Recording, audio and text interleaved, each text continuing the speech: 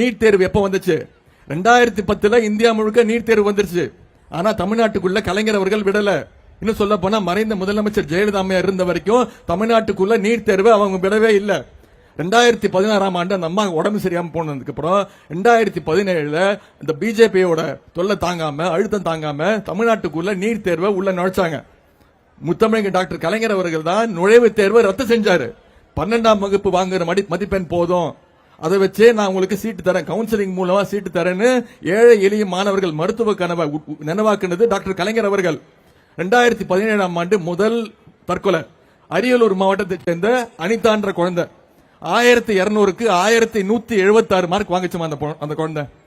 நல்லா படிக்கக்கூடிய குழந்தை. இந்நேரம் அனிதா உயிரோடு இருந்தா டாக்டர் அனிதா. அது அனிதாவோட நிக்கவே இல்ல. 22 குழந்தைங்க இறந்திருக்கிறாங்க, தற்கொலை பண்ணிருக்கிறாங்க. 22 குழந்தைங்க.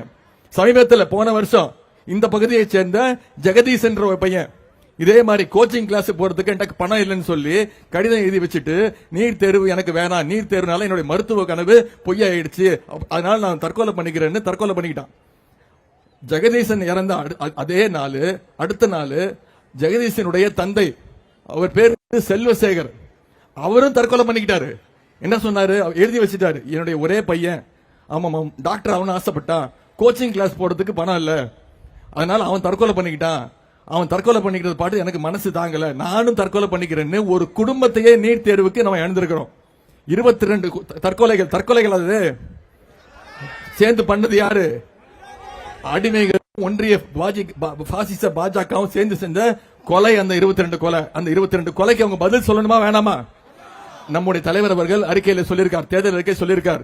சென்ற முறை 2019 சகோதரர் ராகுல் காந்தி வரும்போது ராகுல் காந்தி அவர்களை இங்க உறுதிமொழி கொடுத்தார், காங்கிரஸ் பேரியக்கம் ஆட்சிக்கு வந்ததுன்னா கண்டிப்பாக தமிழ்நாட்டிலிருந்து நீட் தேர்வுக்கு விலக்கு அளிக்கப்படும் திரு ராகுல் காந்தி அவர்கள் சொல்ல வச்சார். இப்போ இந்தியா அறிக்கையில், நம்முடைய தேர்தல் அறிக்கையில் தெரிவிச்சிருக்கிறார், கண்டிப்பாக இந்தியா கூட்டணி ஆட்சி அமைச்சதுன்னா தமிழ்நாட்டிலிருந்து நீட் தேர்வுக்கு கண்டிப்பாக விலக்கு அளிக்கப்படும் சொல்லியிருக்கிறார். அது மட்டும் இல்லாம இங்க பெண்கள் வந்திருக்கீங்க, மகளிர் வந்திருக்கீங்க. 2014 450 ரூபாய் இருந்துச்சு, கரெக்டா? இப்ப கேஸ் சிலிண்டர் விலை எவ்வளவு?